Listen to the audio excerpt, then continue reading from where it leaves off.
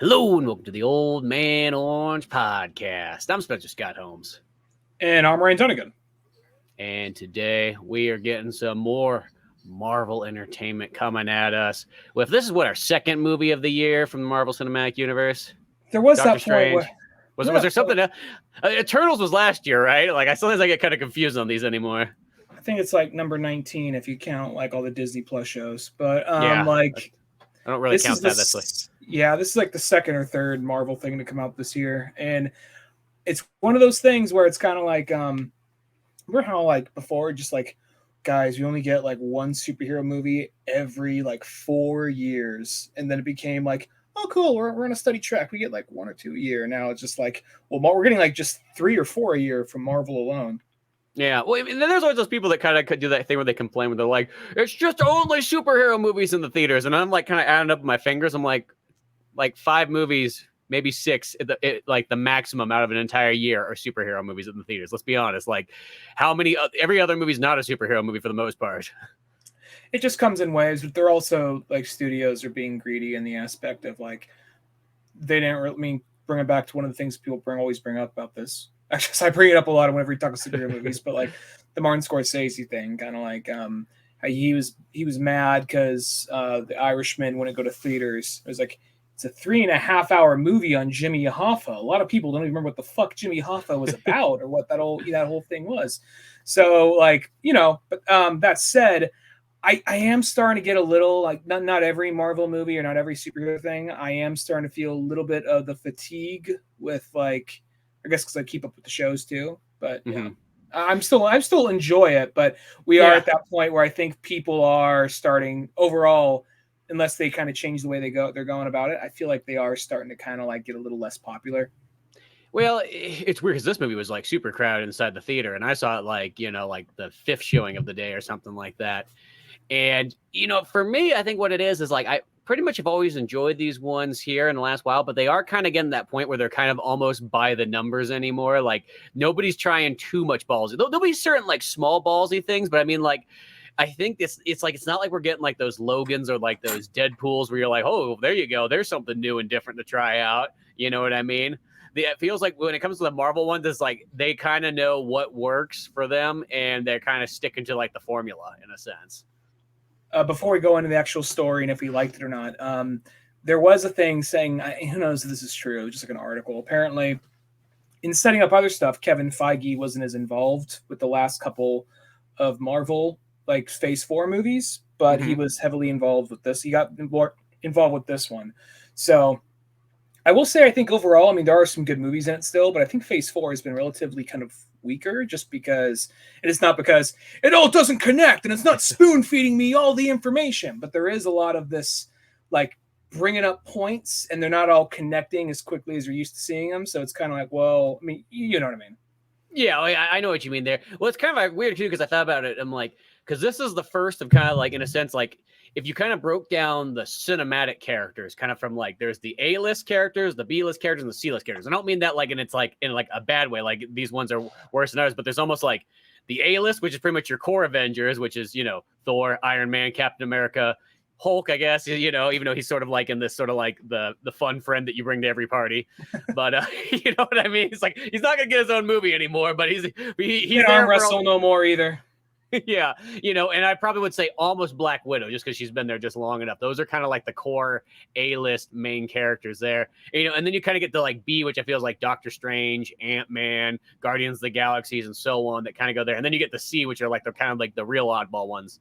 You know what I mean? Like the ones you almost kind of forget, like, oh yeah, they did have a movie at one point, or they maybe have their own movie, but they're kind of like they'll be like an character or something like that, or somebody like. Sadly, like someone like Hawkeye fits into like that C character like list. Like, well, they'll get a TV show instead. Well, you know what I mean? Maybe not movie material, but yeah. Well, I liked the Hawkeye show, but I think it actually would have worked better as a movie, just more of a condensed like 2-hour movie. Yeah. But I'll say I feel like how do I put this? Because I don't want to. I like this one. I thought this one, without going too much into it, like there is some of the things we kind of do complain about other Marvel movies happening in this, but I guess when you kind of go in expecting that, and then you also, it didn't do it as much as I thought it would. So I was like, oh, Okay, so I mean, it did it, but it didn't do it like as much, at least for me personally. And then, so I think this is probably for me personally, as far as Phase Four goes, I think this is probably my second favorite because I really, as far as Phase Four goes, I only really liked. I mean, I liked them all, but I liked to okay. I really liked Spider-Man: No Way Home a lot. That was like one of my Yeah, favorite movies last year. that's And then definitely like the high end of like that's the high end of all the Marvel cinematic stuff. I feel like it's in like that kind of category. like probably this one, and then as far as the rest of Phase Four goes, I mean, I'm not gonna like just list them off like from best to worst, but I mean, I feel like these two are probably the strongest, maybe because even though No Way Home is expecting you to look back on movies that came out 20 years ago, Mm-hmm. this one just felt more like focused in and continuing a story of a character we've been following for a while, where like Doctor Strange looked more of like, and look who's here now, where a little bit more of like trying to either set up new characters, get their whole story, or just kind of run off like the coattails of previous movies. Where this one, I guess to its extent, at least it was more focused in on this group of characters rather than focusing on the Marvel universe itself. Yeah, that's definitely something I do give it credit for. Is I like how it did just kind of focus on Thor characters. Like it could have done that thing where like, yeah, because at first I almost thought it was gonna be one of those ones like it was gonna be like a half Guardians of the Galaxy movie, and it's like not saying that that's not cool, but like it's like a lot of times what happens there is if you want to shoehorn all these characters in, somebody's got to get the boot, and Thor's kind of been getting the boot the whole time. He's kind of, even though he's like an A-list character, he's kind of always has been sort of treated like on the lower end tier, like everything kind of Asgard gets destroyed. A lot of his stuff there. A lot of times they don't even know really what to do with their movies every single time. He always kind of gets the kind of like the shuffle. Because I will say, like, all the Thor movies, like, I don't dislike any of them, but like they've all kind of been that one where like they're always like, gosh, this could be so amazing. This could be Captain America amazing, because that's like the barometer for like the high end of all high ends. But they always felt like there's always just something just off, just enough that kind of like throws like a curve at you and so on. You know what I mean? It's like, I mean, it's kind of like from even the beginning ones, because even though I like Thor 1 and 2 as well. But I like them probably more than like the average person does. But at the same time, it's like one of those ones, you got this cool world of Asgard. It's so amazing. It's all this stuff you've never seen before and so on like that. Let's go to Arizona to bumfuck nowhere. You know what I mean? You're like, what? Well, it was, I mean, like, I get at that time period, that's probably just the way, like, hey, we got this Thor movie. We're not too sure what to do with it. Like, how can we cut this budget down? Shoot it somewhere in Arizona. Well, that was us when we went to go see it, definitely. We were like, you have Asgard, you have Frost Giants, and you spend how much of the movie in fucking, like, New Mexico or Arizona and, like, a fucking city that's obviously a fucking set? That was, like, us walking out of the movie at first, and then time going on, like, actually, that was a fun movie. I liked it. And then, it's like I've come around to that one because it's that thing that once you accept it and you kind of go, okay, if that's just what it is, that's okay. It is a good movie. What I like about that one is that one's still taken really seriously. Like there literally is not a joke till 32 minutes into that movie. I remember literally watching a timer, and I like the second that a joke appeared, I looked at it. I'm like, that's how long it is. And the only people that really say jokes is Kat Dennings, which is annoying jokes, but whatever. And then, Thor has a couple of them in there, but it's like, it's played pretty darn straight. Same with even Thor 2. Thor 2's played pretty straight as well, too, and that's one, like, I actually like Thor 2 more than probably the average person does. It still has some cool stuff in it, but then it does do some weird things where you're just like, it should be cooler than it really is, Yeah, I've only seen Thor 2 like twice. And that one, I think everyone says that's the worst MCU movie. I don't know if that one's the worst, but it's not like top tier in my opinion. If anyone's the worst, I hate to sort of say it, it's Ant-Man 2. And maybe that's because I went in there with such high hopes thinking it was going to be as good as the first one, if not better. And that was just like, oh, what the hell happened here? I think maybe because, I mean, at the time I didn't think it was the worst, but as time's gone on, it was like, I think maybe Eternals, in all honesty, just because it's such it's a long ass movie. It's a long ass movie, and then it's trying to go off all this shit of like writing off of like Endgame and the snap, and that's why we couldn't interfere because these fucking like space lizard things couldn't show up. And what are you gonna do? What can you do about it? And then I mean I give it credit the guy who we're meant to believe is like the main strong man hero is the villain, which I thought was kind of a cool twist. But beyond that, it was still kind of like because I think majority of these movies, with the exception of like Infinity War, all like have an ending, but there's more to come. Where that one is just like, okay, we're all wrapped up here, and space god is like, where the fuck you going? And like you guys are gonna fucking answer for what you did. You pissed me the fuck off. You killed my kid who was coming out of the earth. Like, shit. Yeah, So, exactly. and then the big twist, like, okay, well, they're gonna be baiting us with a badass, like, setup for like at least the post credit scenes gonna be something cool, right? And it's just like characters that barely anybody fucking knows. I was like, who the fuck is Black Knight? And I only got more excited retroactively after the fact because apparently the person off screen said something to the Black Knight character. That's Black apparently Black Knight I know is Martin Lawrence. I was gonna say. What if that's all it was? Yeah. It was actually the guy off screen that says something that you don't see. That's Blade, but they don't. Yeah. But we don't. You didn't know that. But he's off screen, so it's he's like yeah.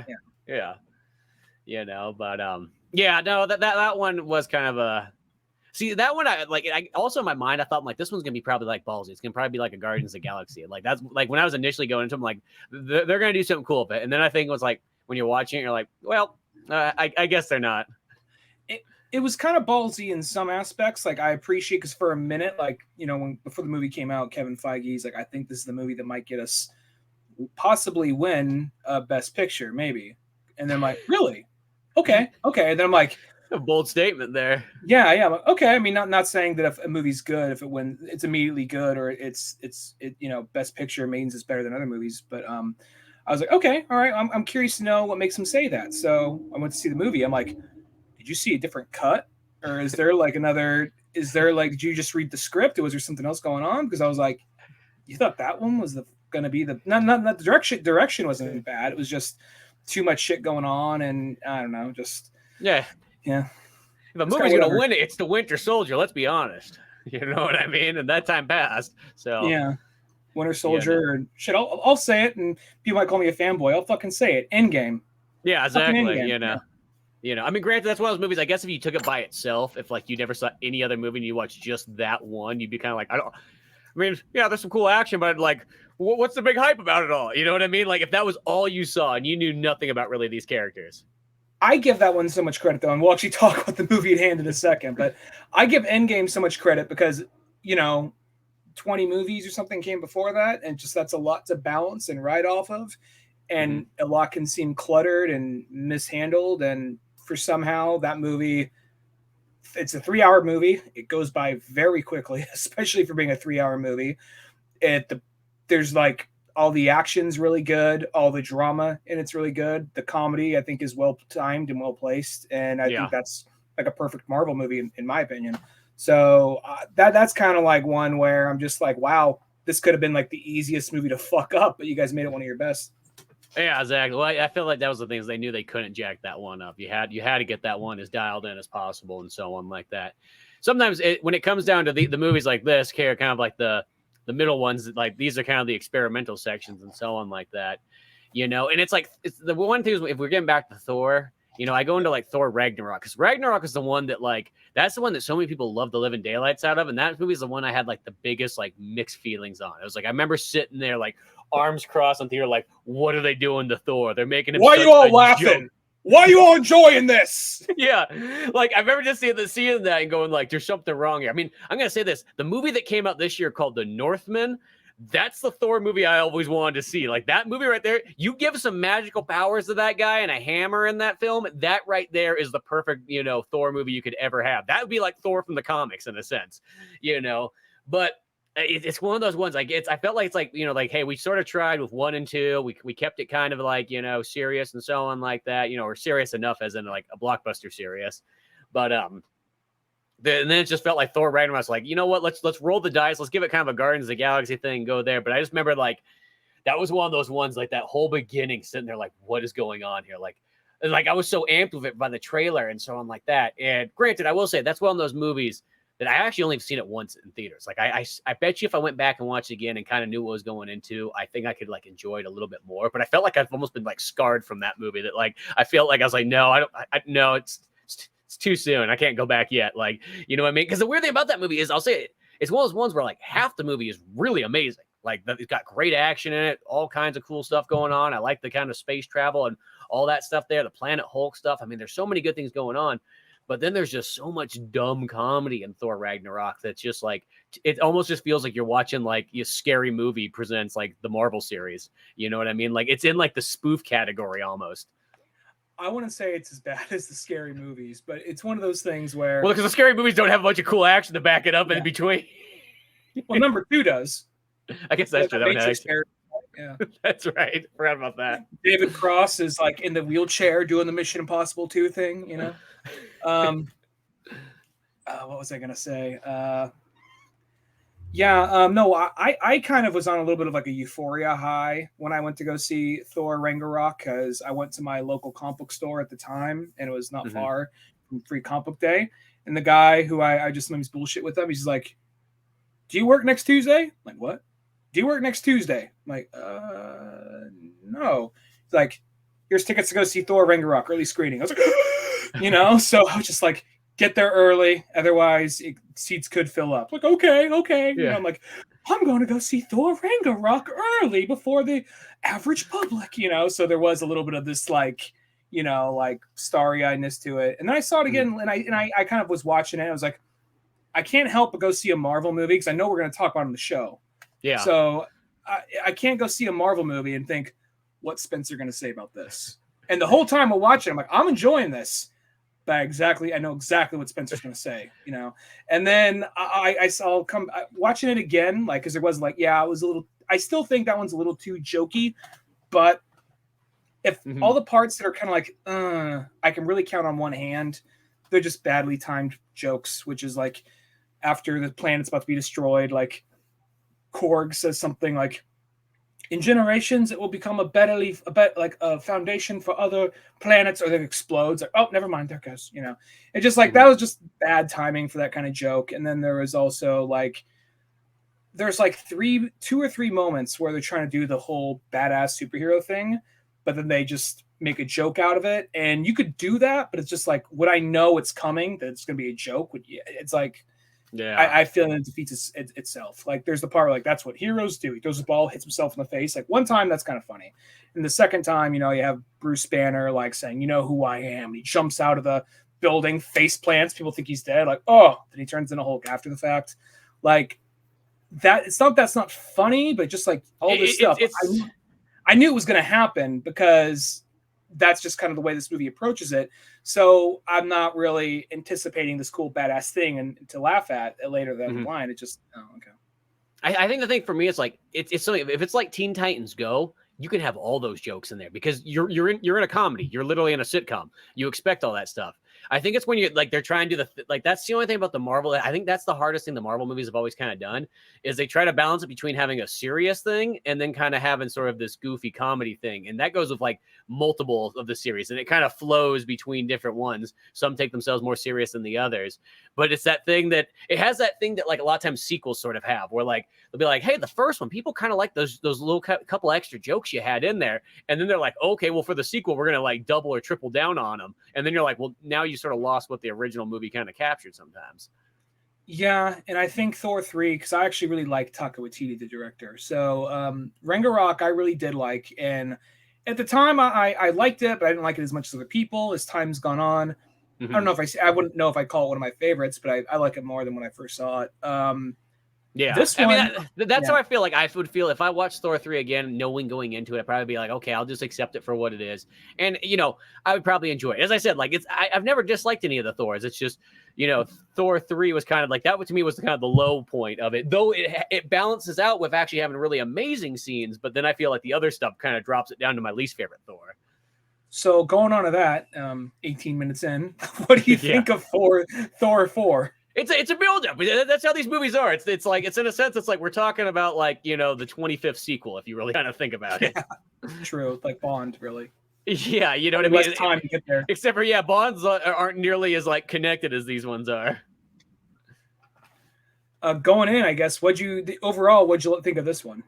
This one, I thought it was kind of, I'm going to say it was middle of the road for me. Like I enjoyed it, but I thought I was going to like it actually more. And it's not that, I'll say this, the comedy actually was toned down. There's still a lot of jokes, but it wasn't as bad as Thor 3. It sounds weird. Like, not that much happens in this movie. Like, in like the short and simple of it, not saying there's not cool stuff in it, but like, it's like literally like Thor's hanging out. Like they give you kind of like a recap, which I think that's kind of a fun way to kind of go through it. Cause you're like, oh, you really have to like recap like a handful of like plot points that happened to like the average Joe that might not remember all this stuff. Even myself, it's like, oh yeah, I forgot about that part and so on. But it does that, but then it's like, next thing you know, it's like, hey, by the way, Thor, you got trouble in Asgard, New Asgard, that is. So he has to kind of go back there. You know what I mean? He learns that Lady Thor's there and whatnot like that. They kind of go there and they're like, shit, the kids have been captured. Let's go get the kids. And it's like, and that's practically the entire bit of the movie. I mean, I know that kind of sums up real fast, but it's like, it's one of those ones I remember kind of going like, oh, that's kind of it. Oh, that's seemed kind of short and simple to the point. There's things that happen in between, and I get that and so on like that there, but like the core plot of it is very simple. Yeah, I found myself like I don't know if I like it more than 3, but I think I definitely liked it more than 3, but I like it more than I don't know if I like it more than 3. I got to think about that because I don't even really know. I back when I was probably my early 20s, I probably have favorite list of movies in this order from least favorite to most favorite. Now I'm just like I don't know. Here's my top 3, I guess. But yeah, this one for me, it's like as far as on the Marvel scale, I wouldn't say it's a mid-range Marvel movie, but it's probably it's good. I think it's like probably a little. It's like I think the worst kind of Marvel movie is like the okay for me personally, like Thor 2, Ant-Man and the Wasp, Eternals, like Iron Man 2. I like Thor 2 definitely more than this one, but I like this one more than Thor 2. But at the same time, though, it is one of those things where there was comedy in it. There was some comedy that was not placed in the best spots, but it wasn't like the worst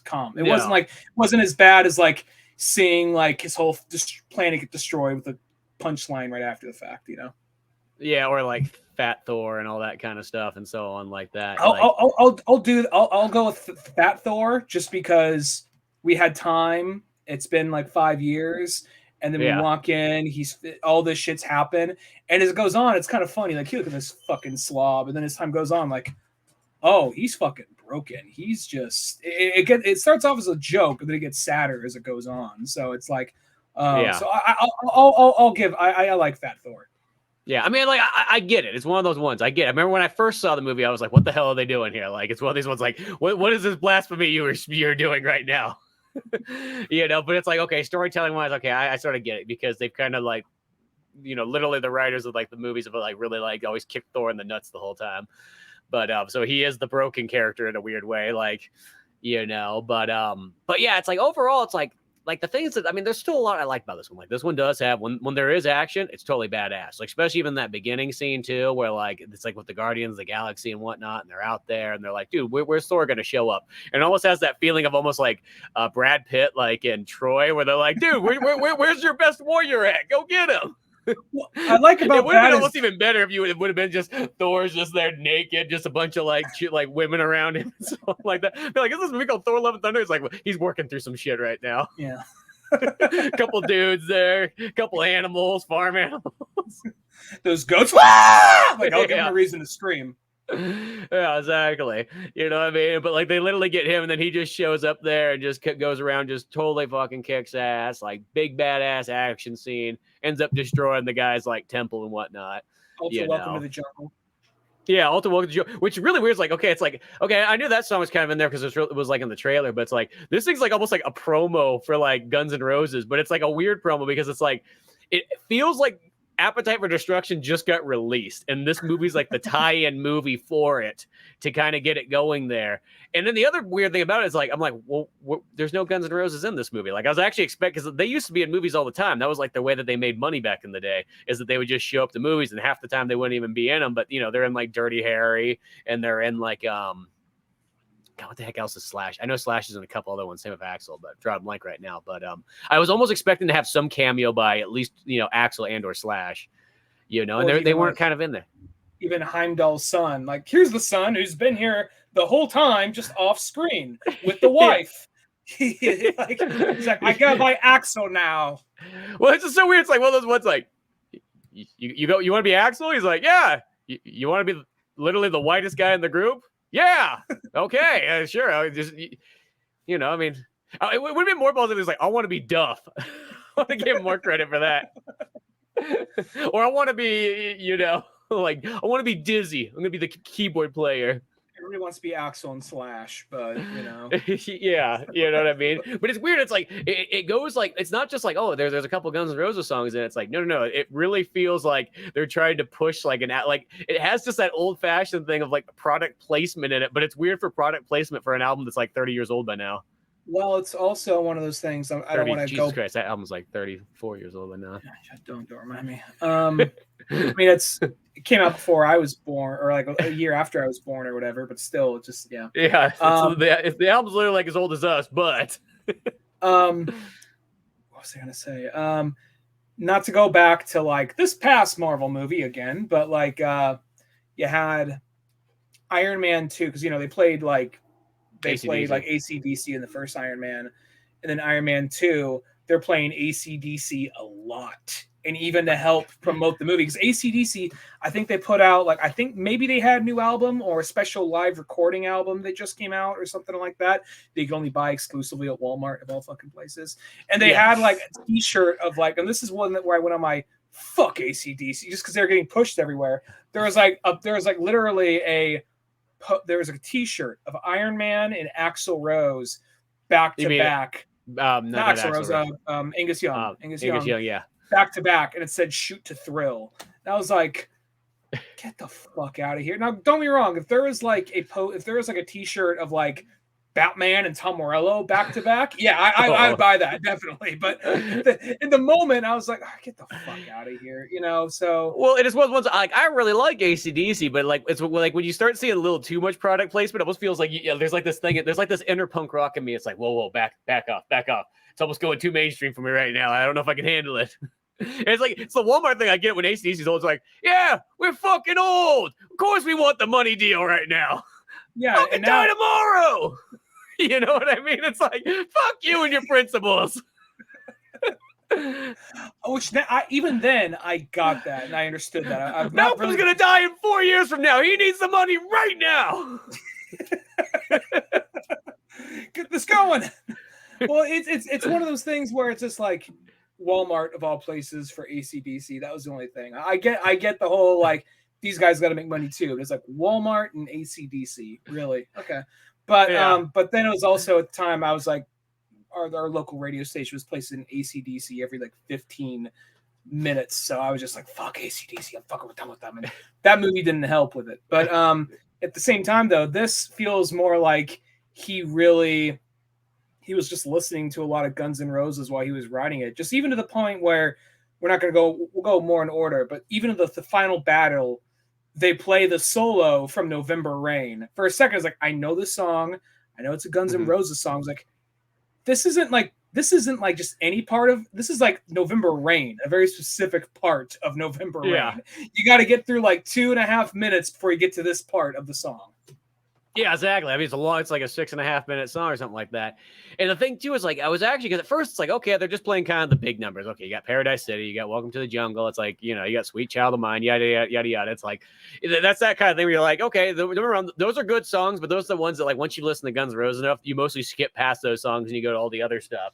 So then at least when they played that one there, you know, November Rain, it's like, oh, that's at least okay. That's kind of cool. Because at first I was like, is this literally just going to be the tie-in Appetite for Destruction, like movie thing here? Which not a bad thing. Don't get me wrong, I love Guns N' Roses. That's one of my favorite bands from growing up and everything like that too. So I think it's cool to have that in there and so on. But then it's kind of weird at the very end. Then there's a Dio song in the credits, and it's almost like by this point you played all Guns N' Roses. You might as well just be all Guns. What's up the one random Dio song? Not saying Rainbow that's in the not Dark, cool, but like. Yeah, and it's just one of those ones like, I mean, it makes sense, but like I almost kind of felt like it almost should have just had like a all 80s kind of like hard rock kind of hair metal, album, because then you could have sold an album, or you don't really sell it nowadays. You put it on Spotify as a playlist. You could have had like a tie-in to go with it, and that would have been kind of cool. You know what I mean? Just put all kinds of stuff on there. Put some Twisted Sister on there. Put some Iron Maiden. There's all sorts of these bands I think that would have fit. Because it's almost in a sense what this movie sort of is going for, in a sense, is that tone of like a Queen movie. You know what I mean? But the downfall, I think, to like, even though it's kind of cool they got the tunes in there, what's missing from like what like a Queen movie would have had back in the day is Queen would have made original songs for it. And that's what I think what makes things like Highlander and so on like that seem much more special, is because the songs like, oh shit, they literally made music for this movie. So now it like resonates with it. Or I mean, I'm gonna say this because this is just came out recently, but like Top Gun 2, you got Kenny Loggins. I know that's not the same thing as like Guns N' Roses or something like that, but you know what I mean? You have the music that's made for the movie specifically, so it has more of a tie-in. Like the whole time I was watching this, I was really hoping like, is there gonna be like a brand new Guns N' Roses song that's gonna kind of go in with the movie and they're gonna use it to kind of sell here and so on? And it's like, no. That would have been cool. I mean, a little bit of a missed opportunity there. What if out of all this, somewhere on there, they have this going to be like just kind of like Guns N' Roses talk for a minute? What if all this stuff on here, somewhere in the middle of the movie, they had a song from Chinese Democracy? Yeah, exactly. I want to take it out. I forgot about this one. Yeah, the little spaghetti incident. They got one of those ones in there. You know what I mean? But and it's not, I'm not saying, like, as I said, it's cool, but I was almost expecting like this is like the perfect opportunity to have that tie-in thing. Because I'll say this because Top Gun 2 just did this recently. Like, I give them credit because they were even pulling like old school kind of like techniques back again. Because even though they got that Lady Gaga song and everything like that, but they made it feel kind of like the old school ways where you got the music video that has scenes from the movie interconnected together. It's a song made for it. All this kind of stuff like that. I felt like that's what this Thor: Love and Thunder sort of needed. Was like, I mean, granted, Guns N' Roses, I don't think have written a song together. They play together and make a lot of money, but they do the Rage Against the Machine thing. Where like, yo, we can play together, but we ain't writing stuff together. Yeah. No, I didn't even think. I knew that Guns N' Roses was going to be in this. I know they're going to be in as much as they were though. Which is kind of like what was the big theme of the last one was like Led Zeppelin. Led Zeppelin, yeah. So yeah, which I remember I remember when that was. I was like, it's such a. You should have had Kiss, God of Thunder. Like it's like one of those ones. But who knows? Maybe Gene Simmons was asking for too much money. But like, dude, it's Gene Simmons. He likes comic books more than probably anybody does. Come on. He's like, I want to be Odin. Well, Anthony Hopkins is Odin. I don't care. I'll be Odin. So. He could have been Sam Neill Odin. Well. Go ahead. Oh, I was gonna say because there was an example of a scene that like when they're doing sort of the catch-ups of like trying to like remind you of what happened in like the previous Thor / Avengers and so on. There's a part where they're putting like on a cheap production of like the Thor story from Thor 3 and whatnot like that, and it's a play, and it's one of those ones. I'll say this, if it was not these actors, this would have been one of those ones like, what the hell is this? Like you got New Asgard, and it's like a cheap, crappy like like tourist trap and so on like that. Like it just makes it feel so shameful. And then you got this here. But the upside is in this play, you got Sam Neill playing Odin. You got Matt Damon, and there is Loki. And then you got the other brother. Chris Hemsworth. Not Liam, but the other one. Not Liam, but the other brother. I think there's 4 brothers in total. Then there's like the other brother or something like that. But and then Melissa McCarthy is Hela. Yeah. So, no.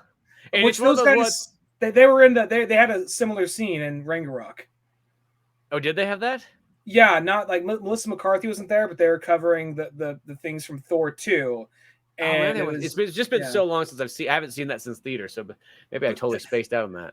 But that was also one of those things like I totally forgot about it until I saw that scene. I was like, oh, that's fucking Matt Damon is Loki, and they're just like doing. And just the fact you got Sam Neill to come, not the first time around was Sam Neill, but just like. We saw him not too long ago in the newest Jurassic Park, and that motherfucker looks good. And then you see him here, like, oh, I'm Odin, and just like, dude, I know what's really underneath that beard. Yeah, exactly. You know what I mean? But it's like that's like one of those ones where it's like that works. That's like one of those ones like if it was any way else that's like one of those ones that could be a train wreck of like, what are you doing? One of the bits of the humor that kind of felt like it undercut the moment to me, just because she's been gone for so long, and then she suddenly comes back, and it's just kind of like dismissed aside. Especially since she was such a big part of the first 2 movies. Sif, when like they find Sif, and then like it's one thing to find her defeated without an arm, which is that's too bad. But then they make a joke right there, like, see you in Valhalla, like you have to die and battle to go to Valhalla, not just kind of bleed out to go to Valhalla. Like, oh shit, which that could be funny, but like. This character we haven't seen in how many years, and then like, I mean, I know that she was apparently the reason she wasn't in Thor 3 is apparently back when it was still canon. She was in Agents of S.H.I.E.L.D. She became a cast member of that show apparently, but at the same time, it's one of those things like, really, I mean, at least she's not dead. At least she didn't get like the Warriors 3 treatment, Yeah. Well, because I thought that when she appeared, though, I was like, what? I thought she was dead. I thought that she got like literally like taken out of all the Warriors 3 and all that stuff. you know. But then it's like, yeah, she's sort of there, and it's like that's one of those jokes that like I will say, like, I kind of gave it like a slight bit of a pass. I'm like, well, it does sort of explain it to people who don't know that, yeah, you have to die in battle to go to Valhalla. You don't, because they call it like great dishonor. It's like if you die like later on, it's like I remember like in like the when you read like the Norse Bible and so on like that, they're like, no, God forbid you bleed out slowly on the battlefield once everybody's left. That is such a shameful death. You know, it's like no, that you go and visit hell. It's like it's one of those ones like if you get a death like where like you survive, you actually go to hell, which I think is kind of ironic. It's like, no, you little bitch. But I'll make like, your dad proud, son. This is the one thing I thought that was like, once I realized she was back, it's like one of those ones like she should have been part of the main party. I sort of felt like I was like, what? If you have her there, what are you doing? That's Thor's real wife walking around there with no arm now. Like, what is she doing? I felt like that was kind of a missed opportunity too. I guess they did maybe like a fifth person may have thrown off the chemistry or something. But at the exact same time, I was kind of like, it did seem. They show that she's training and she's still a badass even with one arm. Maybe they'll do more with her. I'm assuming you don't bring her back unless you have plans for it down the line. So, because it could have just just rid her out, of it. Now Thor can have his real wife now because they fixed that issue. They fixed that issue, yeah. I mean, I guess the whole thing is, like you said, the movie's pretty straightforward. Gore, the God Butcher, comes in and kidnaps a bunch of kids, and he's using it as a way to go kill a bunch of gods at once.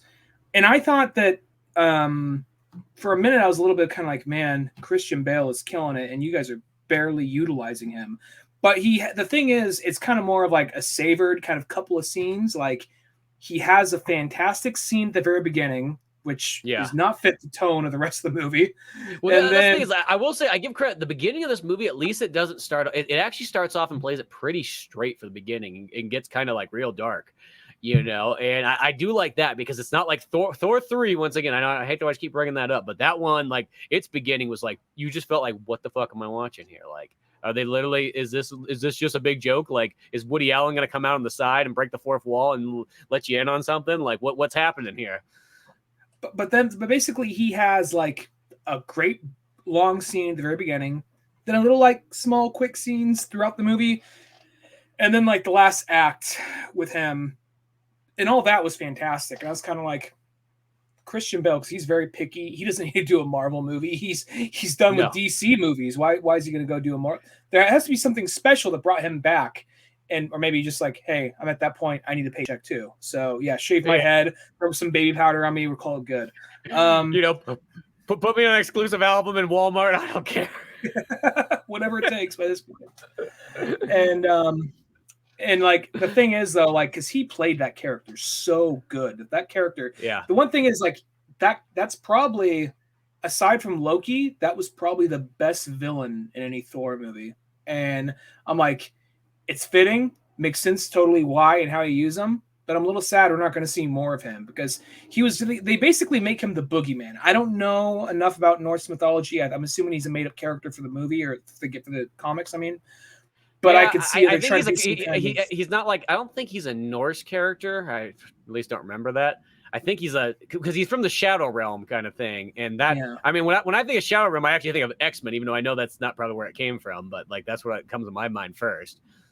Yeah, and the whole thing with him is how he's been chosen. Like he was forsaken by his god, and then he's like, I'm gonna go kill all the gods because fuck them, they're all assholes, and that's a cool concept, and it works. And I was a little sad to see him go by the end of this movie, but they're trying to make him sort of like the boogeyman because he has the sword that can kill a god. He also controls shadow monsters and all that kind of stuff, and he's also a guy stealing kids out of their cribs at night. So I'm like, this might be a throwback to some kind of like old Norse tale about careful kids of the shadow monsters or some shit like that. Yeah. And for all I know, it could be something like that, you know. But I think the cool thing about like with his character too, that it is kind of a neat one, is that he starts off as like he's like literally out in the desert dying with like his daughter and whatnot. And he's like praying to like his god, and he's like the most devout like religious person ever. And then it's like his daughter dies, he's got to bury her. It's like real like intense moments on like that. And then when he meets the god's just like, oh, your daughter died? Well, whatever. I'm a god. Suck my dick right now. Oh, what? You're not going to do it? Get the fuck out of here, you little bitch. You know what I mean? And then it's just like that one's like, whoa. I've been believing in you my whole life. Yeah, pretty fucking stupid this guy is. Come on, guys, join in. And it's like, it's funny, but it's not like funny like a dumb joke. It's actually more like, I think it's just like a good moment. Like, oh no, this guy's just a total douchebag of like a god. And it kind of gives a good reason. Like, yeah, grab the fucking like necromancer sword and whatnot, and just be like, well, you know what then? Fuck you. I don't believe in you anymore. I'm gonna stab you with the sword. And it's really like a really good guy, technically, just getting pushed over the edge and grabbing that like death sword, and then literally using that, and then it starts to like to become one with him. That's like, no, now that you've killed one god, you go out and you kill them all because they're all a bunch of assholes. And once he does that, he's like, well, he realizes, I think I can do it with all one swoop. I just need to get the Bifrost, and the way I get the Bifrost is by baiting Thor. So essentially that's the whole thing. That's why he kidnaps the kids. That way they're all going to go to the Shadow Realms where he can get the Bifrost, and that's his big long plan. But out of that, within that time, Jane Foster got cancer, and none of her treatments seemed to be working. But the Mjolnir, his old hammer that broke, it like reformed and chose her. So it's kind of keeping her alive, but she's on borrowed time. And there's this thing that comes out in the movie later down the line where it keeps her strong, keeps her powerful, but the more she uses the hammer, she's actually progressing the cancer, actually. Yeah, which I thought that I liked all that stuff there, because it's one of those ones I don't think I've ever read a Lady Thor comic before or any of that stuff. But like, it's one of those ones that like, I felt for like in the movie universe, it's like one of those ones like this actually works kind of cool, because generally I don't really like the Jane Foster character. I feel like that just gets in the way of like other stuff. But what I liked about like this character like thing here is that it gave it almost the old Thor kind of thing. Because like, the old Marvel Thor is that he's not technically Thor. He's just, an old crippled guy who's just worthy enough to pick up the hammer. When he picks up the hammer, he gets the power. Well, that's the same way that Jane Foster is. And as I said, that probably happens in like the Lady Thor comics. I've just never read those before. But when I saw it, I was like, oh shit, it's like old Thor style. I'm like, that's kind of cool. I think that's neat that they bring back that kind of concept, because I think that's I always thought that was just kind of a cool way to sort of go about it. It feels like that's one of those ones, if you try to explain that to a kid nowadays, like what Thor was like back in the day, it'd be like, the fuck? He's just a weird crippled guy that walks around like a library and then like picks up a hammer and he gets superpowers. Like, yeah, that sounds pretty cool as someone who writes comics, right? No, that's fucking lame. So are you, old man. Yeah. You start wheeling your chair down like closer to a fleet of stairs. Yeah, where's your cane so I can kick it out of your hand? But I thought that like with the Lady Thor one, I'm like, that's actually a cool concept that she has that. And then, Jane Foster grabs that. She gets the power, changes her, puts her strong, but in the process, it's just draining her and making her weaker and so on. Like, I thought all that stuff in there was pretty neat. And I think that the kind of to bring back that stuff together and the team up with them and Valkyrie and all that stuff, very cool. Yeah, and that was all pretty good too. And like, I guess when you said there's not a lot really happens, they do just kind of go, kids get stolen, they go here, like, well, that didn't go well. So that the meeting up with the gods and trying to get an army of gods didn't plan out. So now I do like that scene where they go with the gods. It's kind of an interesting one, because I also like how they actually acknowledge Jesus is there. Oh, there's God of Carpentry. They don't show him, but they just point off screen. Like, because we made that joke back when Thor 1 came out or whatever. It's just like, just imagine that if instead of Christianity taking over the world, it would have been like Norse taking over the entire world, and instead you'd have Marvel's Jesus. I think Jesus would have an interesting power set. They'd have to add some stuff, but I mean, he could fight with the spear that he was stabbed with, exactly. Use it like a bow staff and stab people with it, and like there could be this whole plot point where Jesus, he's one of the baddest, he's one of the best guys in the team. He could bring people back to life and all that, and then like at some point you can kill Jesus, but he comes back in 3 days. So there's that exactly clock thing. Like, we gotta hold him off just 1 more hour before Jesus is back. Just it's almost like Dragon Ball Z, where it's like exactly. They're waiting to collect the Dragon Balls. He just like looks up like, somebody order some fish. Just like he just comes, like, who's that walking across the water? Just it's like Jesus comes in. I kid you, I feel like Jesus inside, like, just like treat him like that inside, like any of the kind of Marvel or it could be any superhero thing. I think that just sounds like such a badass character. Plus, he'd have one of the best villains, Satan. Yeah, you know what I mean? Like, but that's the thing. But I think it's kind of funny that they actually at least acknowledged it, like in here when they go like the area where it's just like literally all the gods of any god ever like thought of, created, and whatnot, all lives in this one kind of realm now. I know it's kind of like little adult swimming kind of humor, but there's like, oh look, there's the god of Bo. Nice little like cartoon like bow thing with a cartoon. Like sometimes that kind of shit works, you know. And Yeah, I mean that's not like so much that like it takes you two out of it. You know what I mean? You and know? Russell Crowe was playing it like he actually had a Greek accent. He wasn't doing the British accent that they always do whenever they're playing a god. Yeah. Well, it's also too. I like that he kind of plays it literally like old school, like Greek too. It's like because I thought like at first like okay, it's Disney, they're gonna tone it down. You know what I mean? Because that's literally Zeus is the guy's like he goes out, he bangs everybody, doesn't give a fuck, has kids all over the planet, doesn't fucking take care of them that much, but that's okay. Once in a while, he sends a little care package to him. Comes down, gives Hercules a high five, tells him what's up.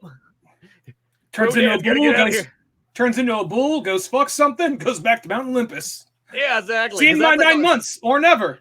Yeah, that's like almost in a sense. Zeus is like old school bro god in a sense, is what he really is at the end of the day, And it's like one of those ones nowadays, like that god is not really accepted in normal like culture. It seems like anymore. But I like how actually in this one they just said no. He's planning an orgy for later. He's got a bunch of ladies hanging around him and whatnot.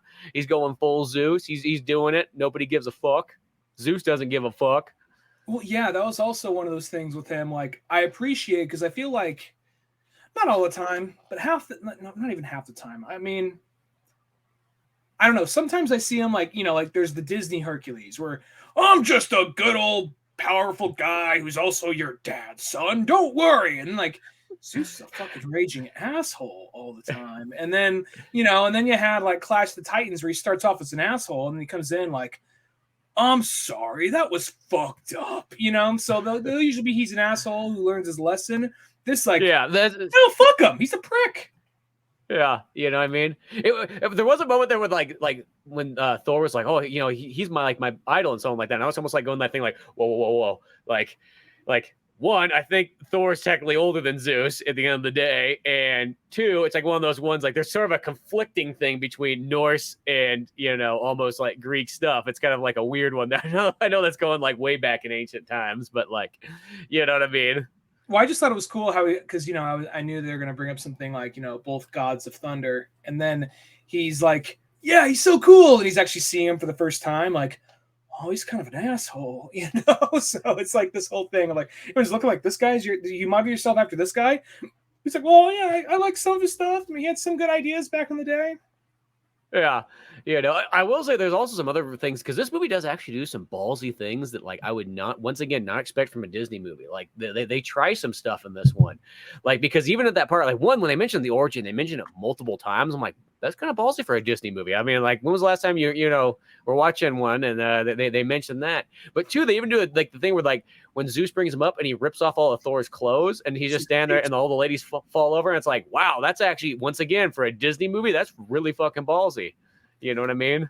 Yeah. I don't think they'd even do that in a Pirates of the Caribbean movie if like you had Johnny Depp and he just got all his clothes ripped off and a bunch of that sounds like some weird like okay, ladies, who wants to get signed up? We're gonna have this scene where Johnny Depp's being tied up with a rope as Jack Sparrow above, and you guys have to come in and molest him. that line would be fucking out the door, be out the state practically. I thought if I got here at 6 a.m, I'd get in there for sure, but here I am at the state line. And Johnny Depp says, like, we're going to CG this one, right? Go ahead, Joe. Sorry, go ahead. Oh, I was just going to say, but it's like in this one, too, I was like, whoa, it's like they're going ballsy with this. They're just literally going to, they got some like jokes like that. And then also the other thing, too, is they say shit a lot in this movie. And, in any other movie, you wouldn't think of it. But when I keep going like with the fucking Disney mouse behind there, you're like, that's a lot of shits for one Disney movie. Here's the thing. Well, they flat out said that when they plan on they are making Deadpool 3. They are making it. And when they do make it, they are making it R. So they are doing this thing where I think as long as it doesn't have the Disney logo and that castle at the very beginning, as long as it stays with the PG-13 realm, do whatever you want. Is basically the way they're going about it. And there's even the part where like because that whole part, like I was like until the post credits, I'm like, oh shit, he just killed Zeus up until the post credit thing. So, Yeah. but like that whole part, like even though that's more of a kind of a comical scene, just that idea of like, okay, well, we need to establish like, 'cause, you know, you see, I don't even know who they all are. If you could spot them, like, okay, that's obviously this Hindu god or that god, like things I've seen, maybe can't name off the top of my head. Yeah. Though it's interesting because, you know, every so often you're like, okay, is everything sci-fi or is it everything magic or what is it? And this brings it all together. Like, oh, this is where they all meet, so it's a little bit of everything. Yeah, it's sci-fi, it's magic, it's science, it's all that kind of stuff in one and so on.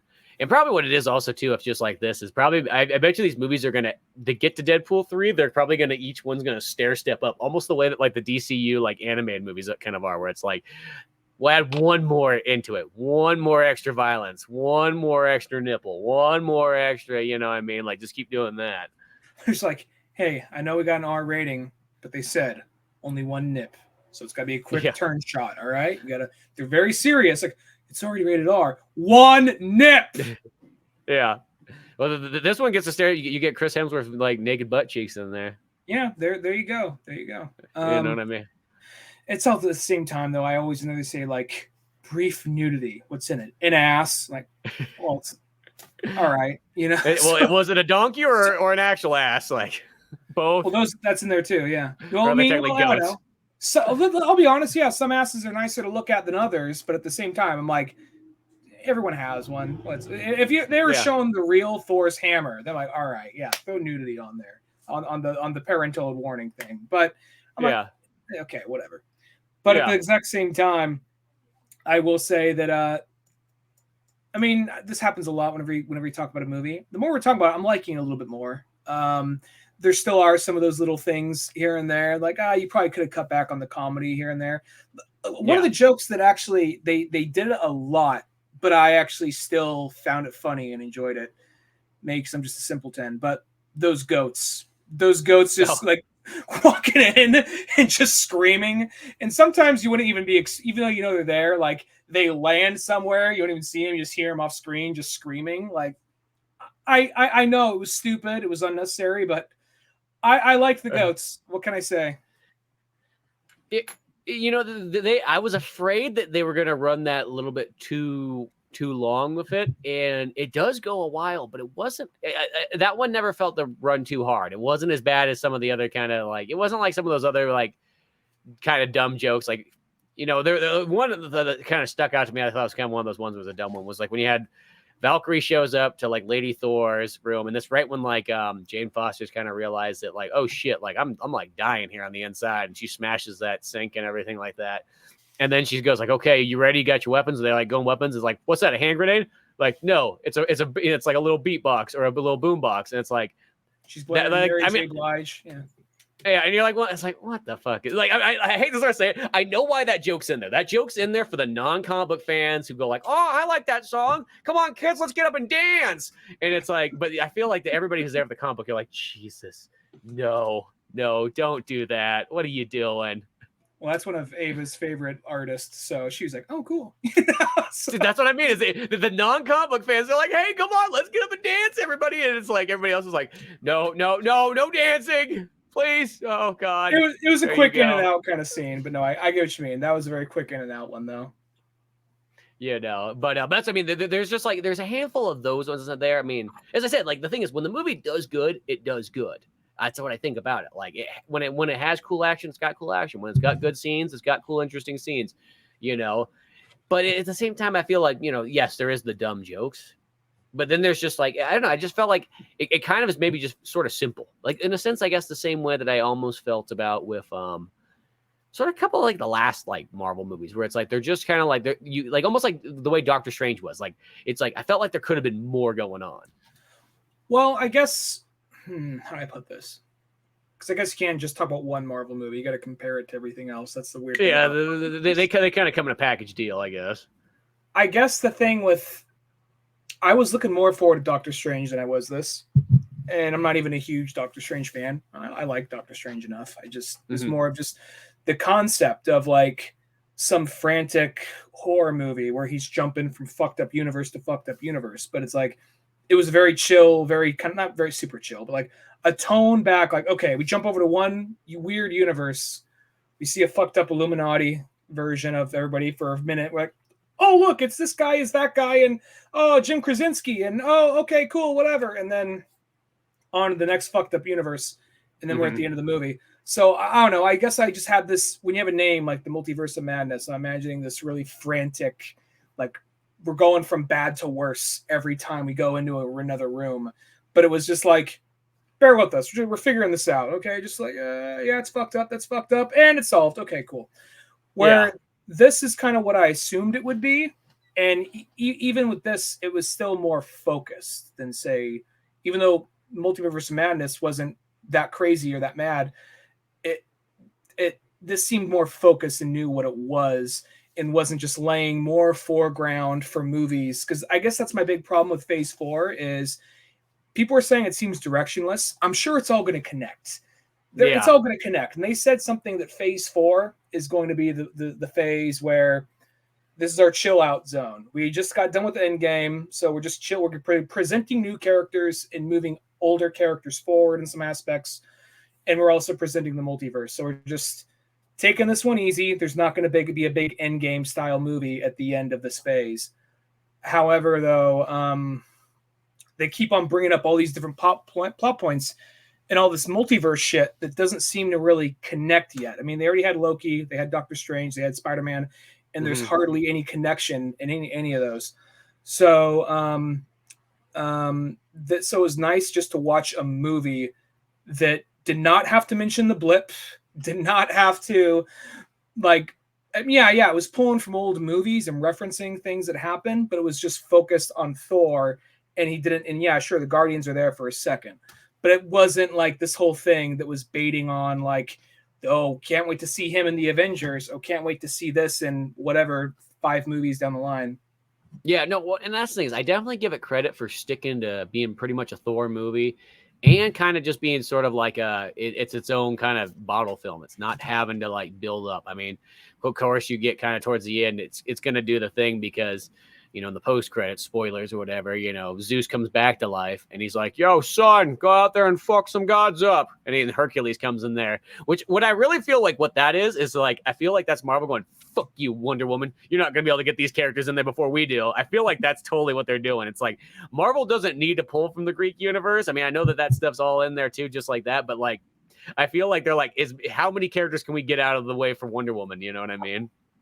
I, in all honesty, would not be the least bit surprised. Well, who knows what's going on at DC? That's a whole other topic. Yeah, they got bought by Discovery and all the shit with Ezra Miller. Who the fuck knows what's going to happen with their connection, if there is any connection left. But I actually, and I have not read or looked anything up. This is just pure assumption. I don't think Hercules is getting his own movie. Not yet. I think he's going to pop in other people's movies. I couldn't imagine. I mean, maybe he is getting that, but I wasn't thinking that. I'm thinking he's just going to be, in a sense, the next Thor villain for whatever the hell Thor is doing next, whether that be a Thor movie and or if it's just a Thor in somebody else's movie or it's an Avengers movie even. Well, I think in the comics, Hercules and Thor, like Marvel Hercules, Thor do have a rivalry, just like Hulk. Like it's all I like the rivalries, like because you know, like Hulk and Hercules have a rivalry too. So yeah, I think that could be pretty cool in that aspect. And it's even the guy. It's like the I don't remember the character or the actor's name, but it's like the actor from Ted Lasso, who's just always like just the angry, gruff old player on the team. Like, oh shit, that guy got jacked for this movie. I mean, who's already in good shape, but you know. Yeah, anyway. When you play Hercules, I mean, you got a lot of people you're kind of going against. I mean, that's a Steve Reeves classic character right there. Well, it's funny because that guy, I'm not going to go to a whole Ted Lasso thing here, but that guy, he was a writer on Ted Lasso. He's like, I love this character, but I don't know if anybody's going to portray him the way I want them to portray him. Like, why don't you go and audition for your own character? Like, are you sure? Like, yeah, just go on audition for your own character. Give it a shot. Like, okay, you got it. Holy shit, I gotta go to the gym. So now a fucking writer who rolled the dice is now playing Hercules. Yeah, it's funny how that always kind of goes like there. It's one. As I said, yeah, that's a big one. I mean, Arnold Schwarzenegger played Hercules. You know what I mean? You got a lot to work with there. Well, and also another reason why I don't think they might be doing a Marvel Hercules is because Disney's talking about they're doing their live action remake of Hercules. So, Oh, God.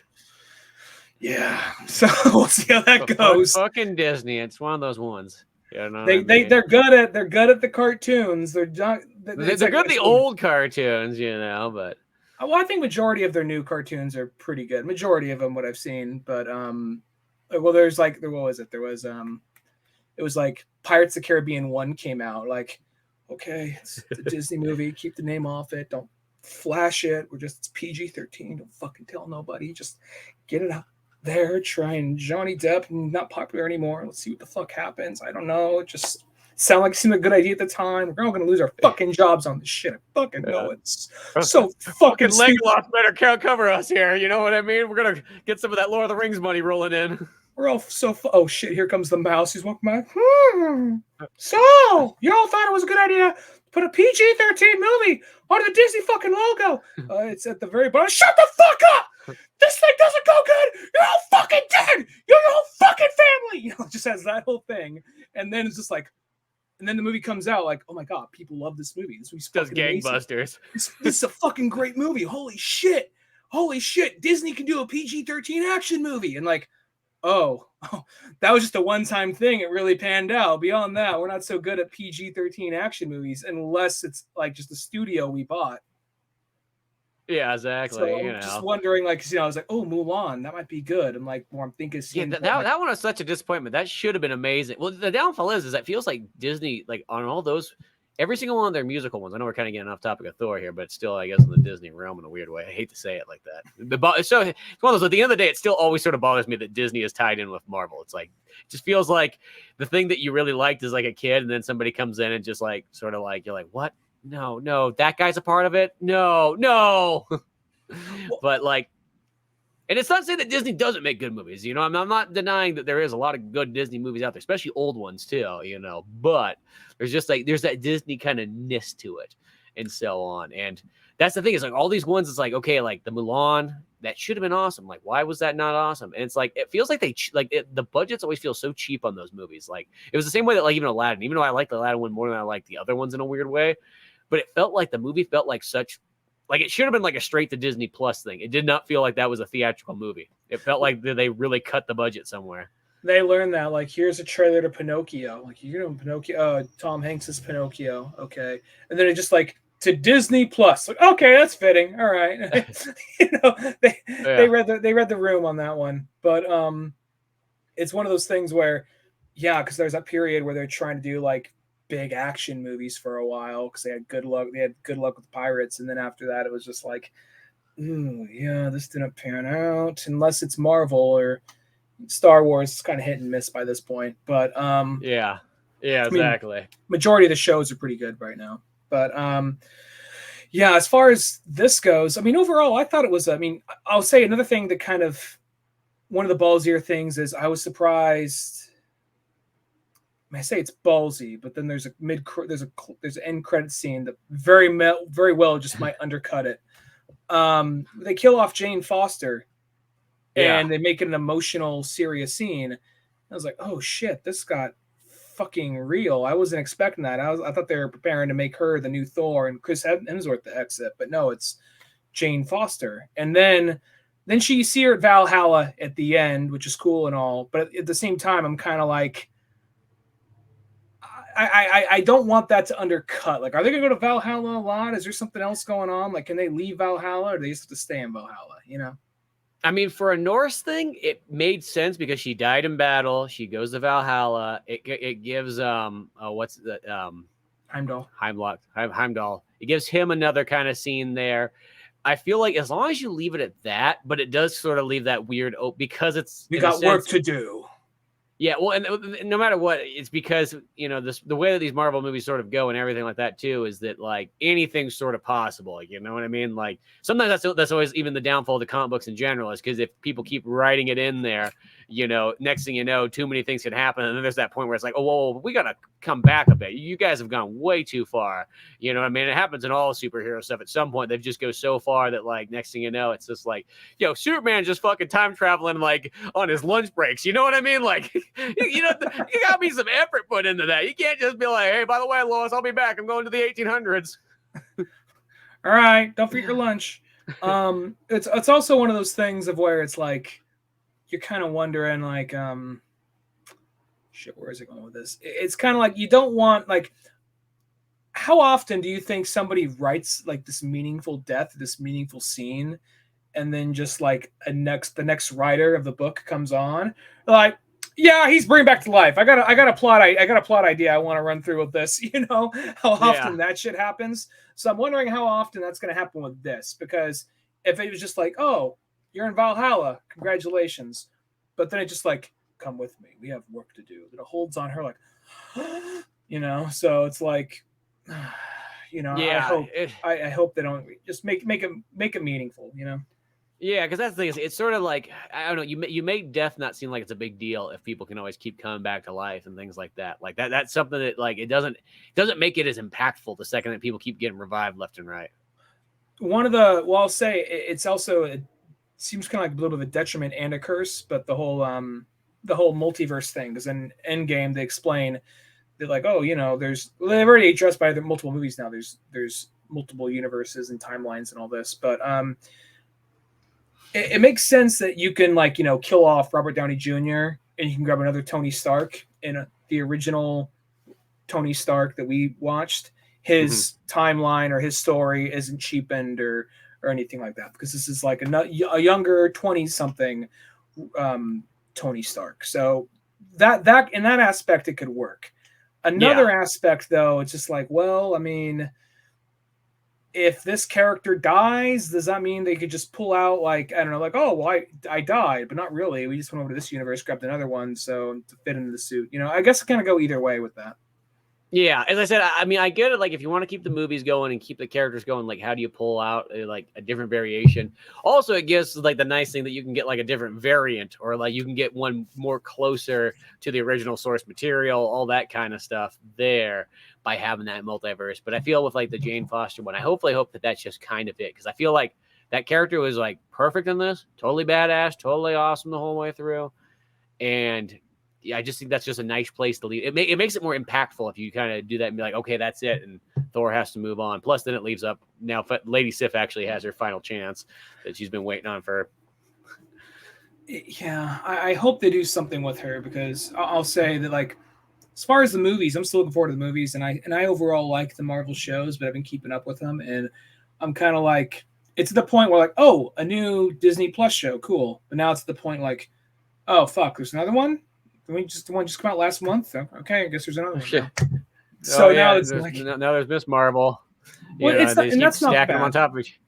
That's not bad. I mean, I'm enjoying it, but at the same time, it's also kind of like it feels a little cheaper than other stuff. Like when Falcon and Winter Soldier came out, like, this might as well just be like a 6-hour Marvel movie. It has that level of, like, like, of production and this and that, and then you watch this one and just like, it's good, but it's also kind of like, this feels like a streaming show, Yeah, well, that's always the downfall of TV. Is TV always just feels like it's like there's definitely some, like, corners cut for sure that you just don't get the same way like in a movie. Which was going to lead me to say another thing with the Marvel fatigue thing is in Hawkeye. I would say spoilers, but you're never going to watch it. I still haven't got around to it. I feel so bad. It's like Hawkeye. If it was a movie, I would have saw it in 2 seconds, but Hawkeye, the character from Daredevil, Echo, is introduced, and that's cool. Yeah, well, I mean, it could have been, but wait till Well, the thing is, it's not like, oh, like, ew, she's deaf, she's nothing like that. I mean, the concept of the character is cool, but it's one of those things where you have a character, they try so hard to make this character badass, but all she does the whole time is just like sneer and like mean mug in the camera. Just mean mugs the whole fucking time, and that's all. And like she has a sad scene where her dad dies, and that's all she has the whole time. She's like just mean mug and everything. So just like she's a badass independent woman. Like in the comic, she Oh, is. Right here, she's just fucking mean mug and everything, and it gets fucking old. And like that's stupid. we're giving Echo her own show. I'm like, No, don't do that. give Yeah. give the new Black Widow her own show before. Like, I mean, Echo could have her own show, but I mean, the way they do her, it's just one of those things. Like, anytime a character pops up now, I'm kind of like, are they going to give her own show? Are they going to get no movie? What are they doing with this character? It's not, you know what I mean? It's kind of one of those things like too much at once, kind of, you know? Yeah, well, you don't want to. That was like the DC problem that they had with their TV shows, is that they started doing way too many of them. And remember, it's like once like you can kind of keep up with one or two shows, but the second that they start having like 3, 4, 5, 6, 7 shows, you're like, oh, okay, sorry, I'm out of here, jumping ship. You know what I mean? It's like one of those ones. Like I remember because I start off that Arrowverse, and Arrow started off, and it paved the way, and it took a handful of seasons for it to get kind of dialed in. But once it did good, and then it brought Flash, and then it brought all the other ones. And the next thing you know, there was just way too many of them. Like, you start having Supergirl, and you had Gotham, and then you had, whatever the heck the other one was, but it was like the spinoff of Flash and all that stuff. But the Batwoman, then you had there was just so many of them. It just like got to the point where it's just Tomorrow or some shit. Yeah, that one. It's just like it's not that they're not cool. It's just one of those ones like, dude, there's just not enough time in the day for who, you know what I mean? Like it's one of those ones, unless that's the only thing you watch. Because that's always my thing of TV is TV just takes up so much time. Like a movie is like a one done. You go watch a movie 2 hours, bada bing, bada boom, boom, you're good to go. It's like you wait another like 5 months and then another one comes out. Cool. But like a TV show, they keep giving them out to you. And the TV shows, 10 plus hours each, and you're like, Jesus Christ. Yeah. And shows are like, they're getting to the point now where like they have to make them all like an hour plus long, like episodes. Like, dude, what are you doing? Like 40 minutes was already too long. Like, well, to keep it still in Disney, not Thor, but still Disney, like the Obi-Wan show. I liked that show. I thought it was good. I thought it started off stronger than it ended, but that said, it was still a good show. And there is a character though they bring into it, and a lot of people are giving this character shit. I didn't mind the character.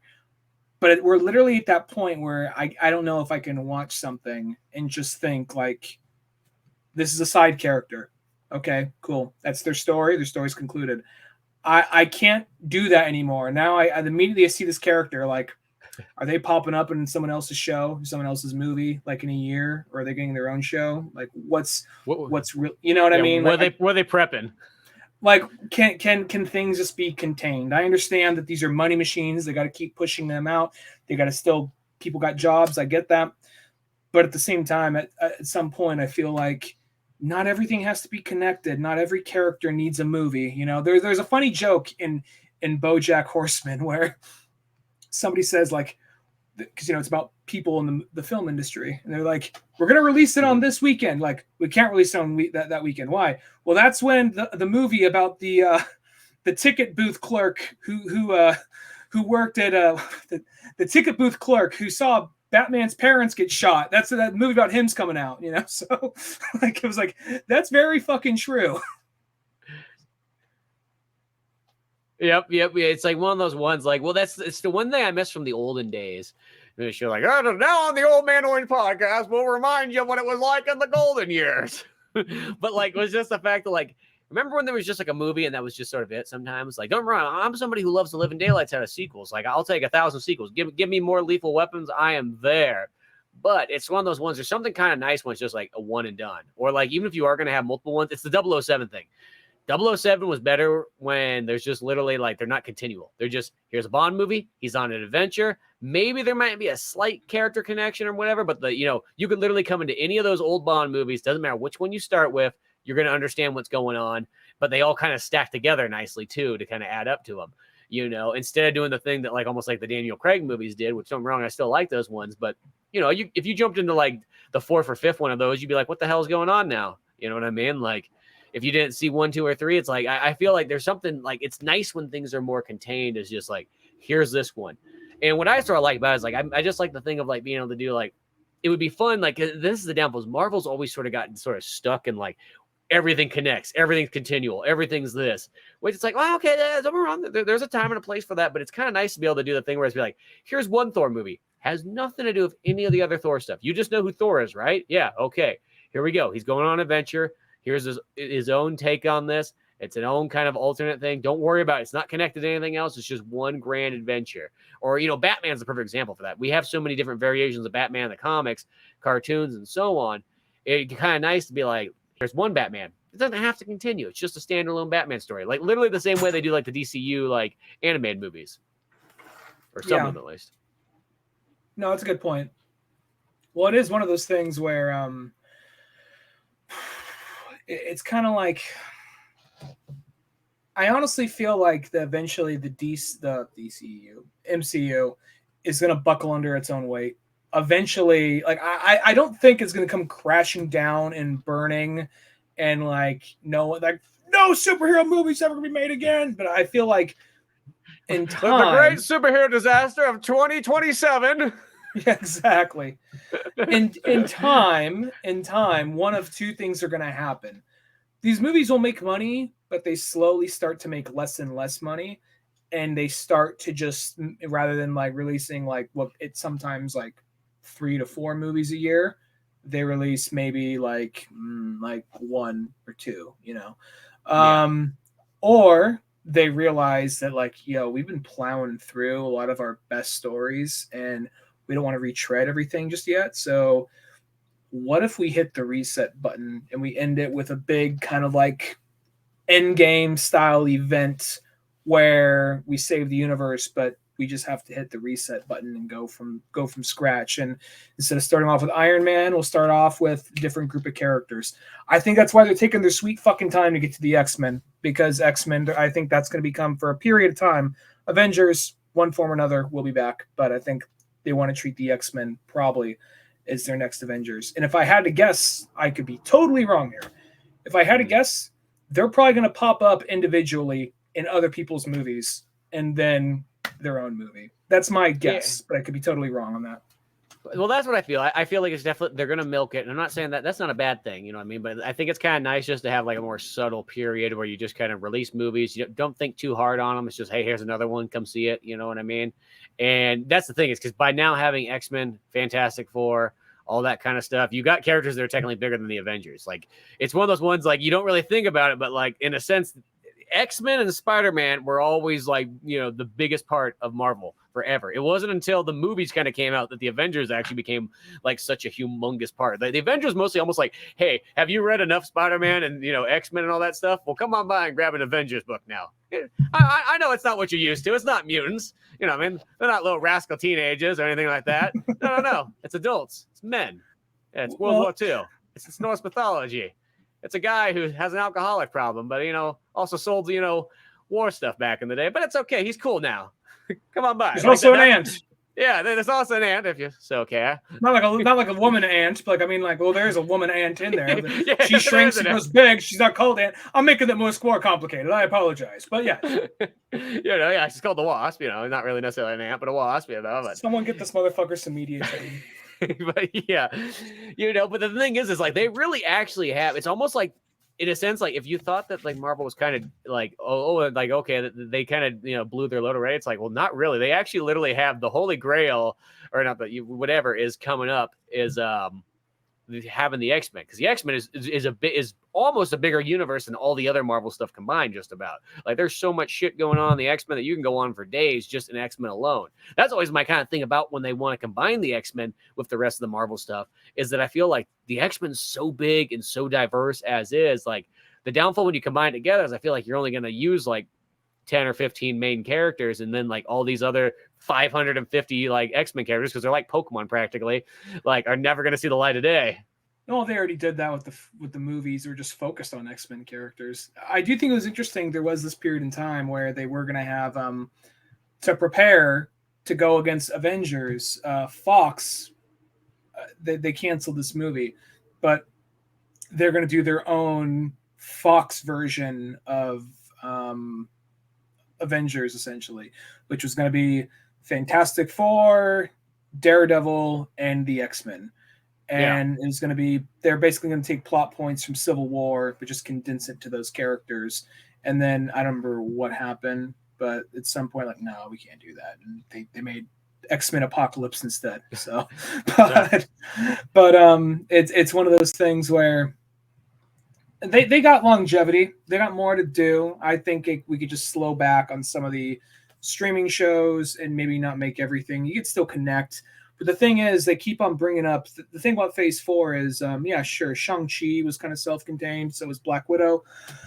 But a lot of the stuff seems to be presenting these bigger things, and we don't see how they connect yet. And it's been like, I don't know. I guess we just saw the connections happening a little faster before.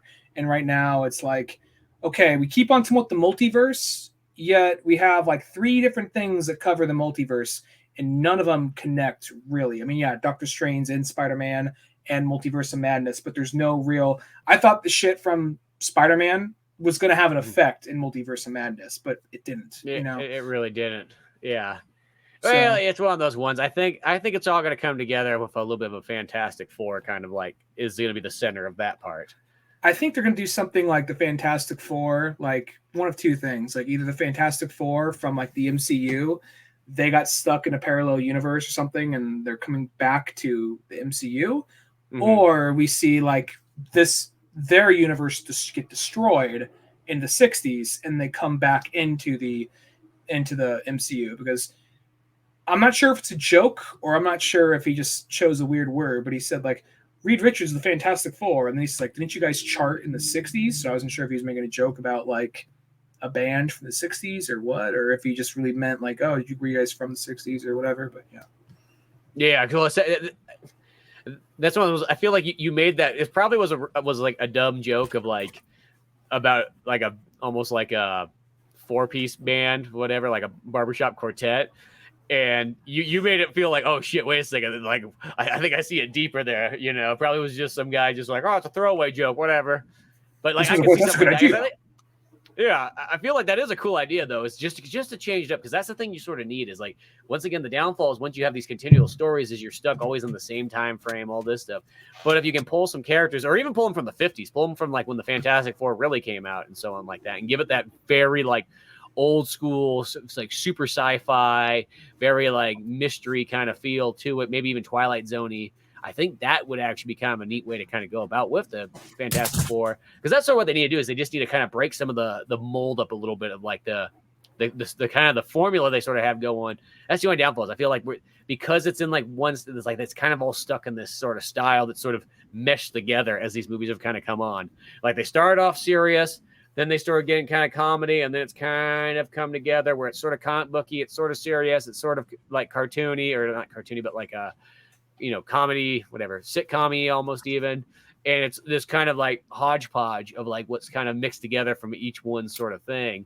But it's almost like it needs something to sort of break that up and be like, I mean, Eternals was kind of trying to do that. It just didn't do it as interesting as it should have been. Like, because Eternals was taken a little bit more serious. It's just the movie itself just, it's okay.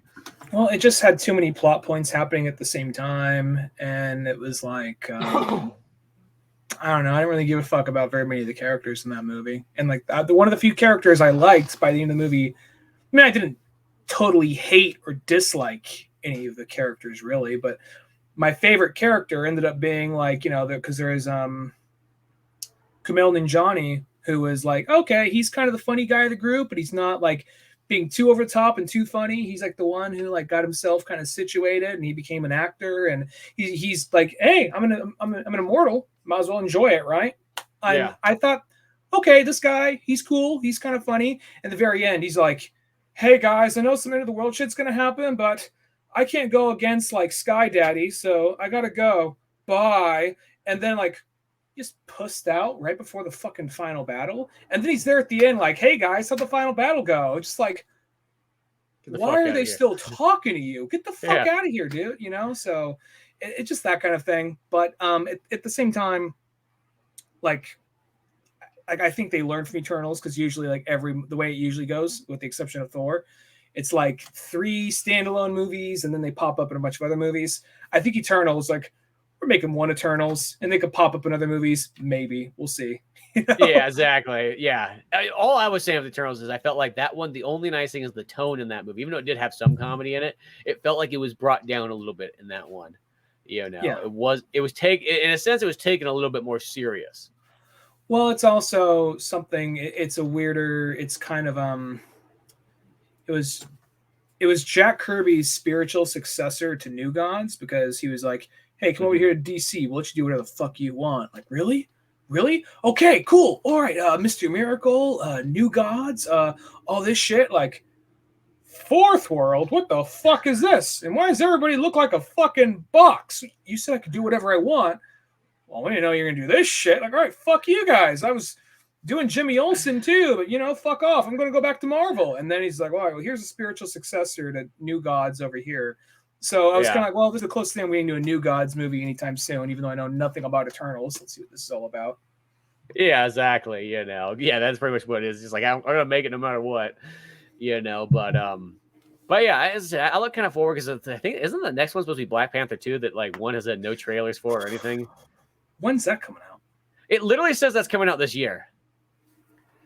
But it's like one of those ones, like in a sense, like because even with this movie, it was kind of funny because mostly you go to see a Marvel movie and there's always a trailer for the next one coming up, and instead there's a Black Adam trailer. It's just like, Yeah. just like Warner Bros. Like, yeah, the fucking way, mouse. Well, shit. I don't know what that. I mean, we'll know. We'll have a better idea when the trailer comes out, and they're being super secretive about that one. But I'm also like, I would be like, yeah, Black Panther 2, let's make it happen. But the only thing that has me a little like, is they said multiple times, and who knows, maybe it's a bait and switch, but they said multiple times they're making it without T'Challa. And I feel like T'Challa really makes it Black Panther. Yeah, And I'm sure at some whose point, name's in the title? You know what I mean? yeah, and I'm sure at some point in the comics, somebody put on the helmet or put on the whole costume other than him. But when I think Black Panther, I think T'Challa, and yeah, it's tragedy what happened to Chadwick Boseman. However, I don't think that means the character of T'Challa should be written off because just as that character's storyline, what happens? He was introduced in Captain America 3.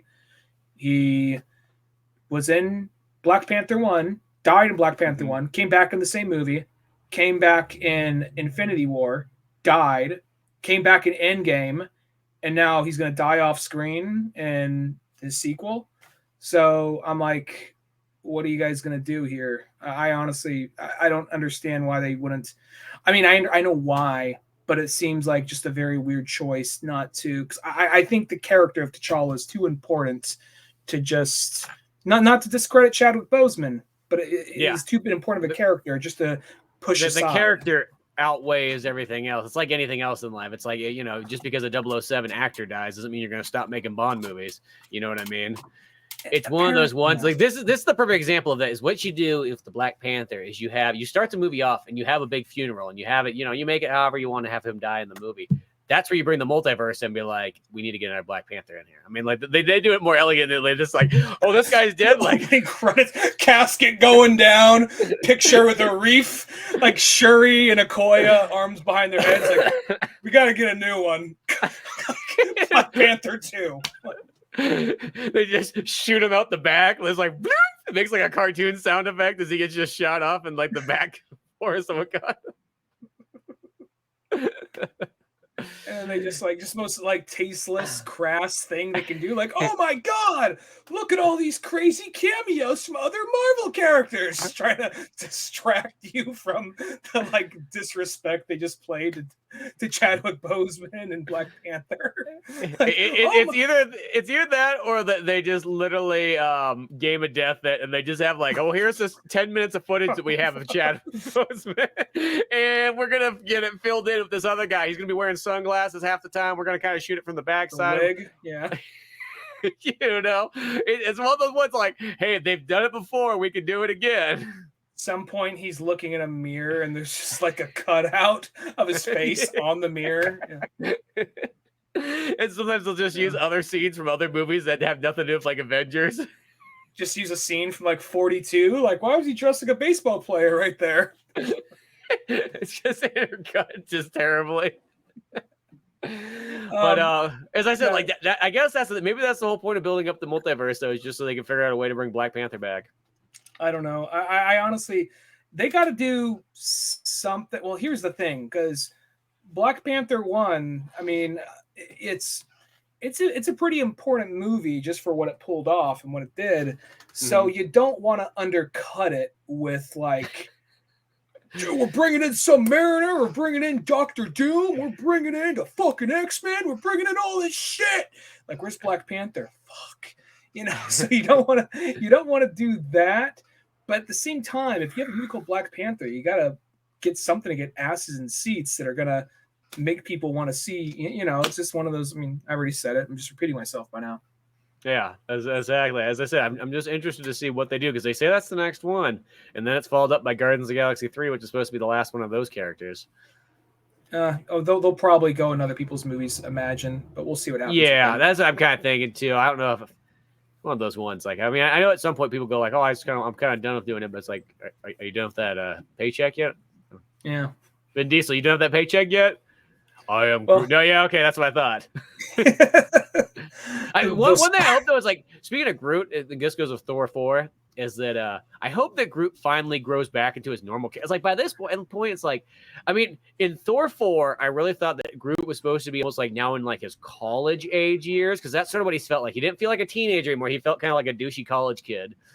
But it's like one of those ones, like, I thought about it, I'm like, dude, he's only been regular Groot in the very first Guardians of the Galaxy. Isn't that weird to think about?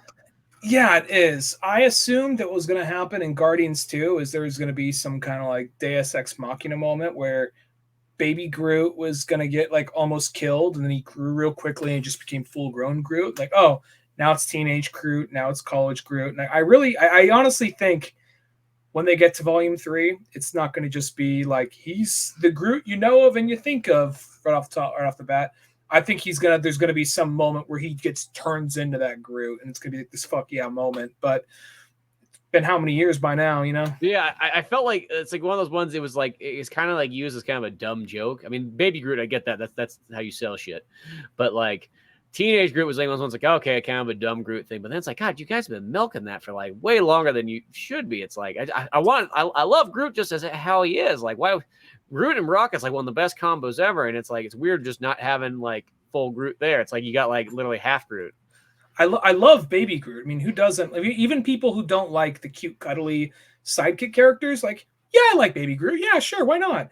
When we get to Teenage Groot, like, let's wrap this shit up, Yeah, exactly. It's just one of those ones. You know what I mean? Because it's like the I'm surprised that they actually haven't went with that yet, but it's literally just the Groot and Rocket Raccoon movie all the way. We can get there at one point, I'm sure. Because that feels like that's the easy one, dude. It literally could be an all CG movie. You don't have to even have. Well, you never know. You never know what they're. Well, time will tell, I guess. But I mean, these movies are barely live action anymore when you really think about it. They're like 80% cartoon, 20% live action. True. Yeah. I mean, that's kind of what most big blockbuster movies are. So it's kind of funny when you hear someone saying like, "I don't like cartoons." I'm like, well.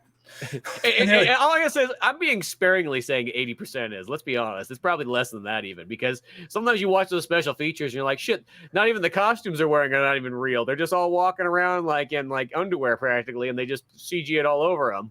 Basically, by this point, even the capes. So, yeah, exactly. So it's like it's one of those ones like it's kind of funny how like there's technically like not live. There's very few of these kind of movies that are live action. Like it's almost really impressive when you see the actual superhero movies that are pure live action. Yeah. But yeah, Thor. As I said, for me, it was middle of the road. Like when it was good, I did enjoy it, But yeah, maybe like all Thor movies, I've always kind of hoping for more, and I feel like I'm always kind of just getting like lukewarm. As I said, like early on is the Northman, like that movie right there, that's the Thor movie I wish I was gonna have. I mean, I know that's probably like me saying like when Captain America 1 came out, I was expected to have like Saving Private Ryan like feel to it. Bucky with his guts out, like mama. Bucky, he has a shield, just like bashing a Nazi skull in, but it's not just like, oh, you knocked me in my face, but it's like part of his eyes are getting caved in, like a skull's getting split in half. Yeah, exactly.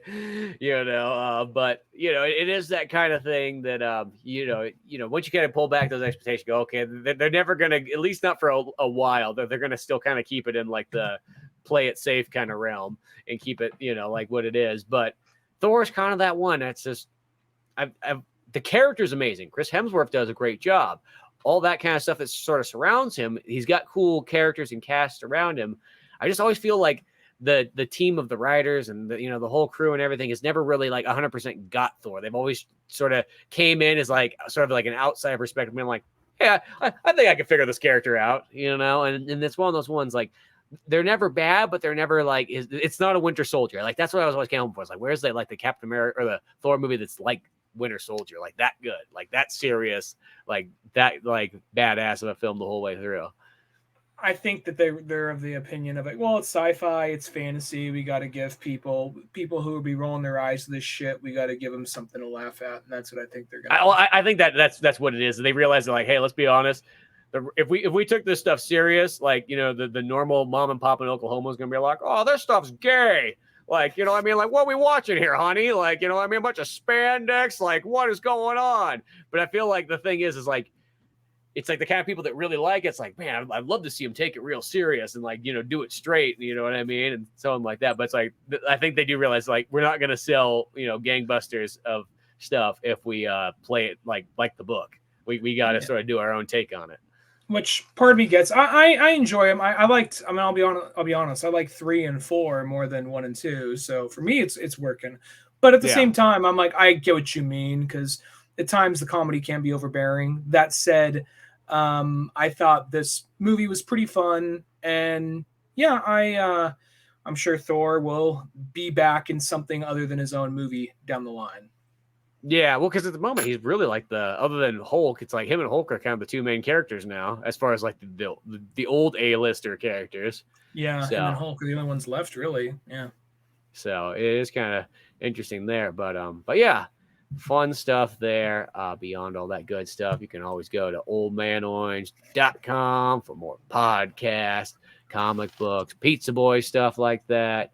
All that old fun stuff we got going on there. I'm Spencer Scott Holmes. And I'm Ryan Dunnigan. And we'll see you some other time. Later, folks.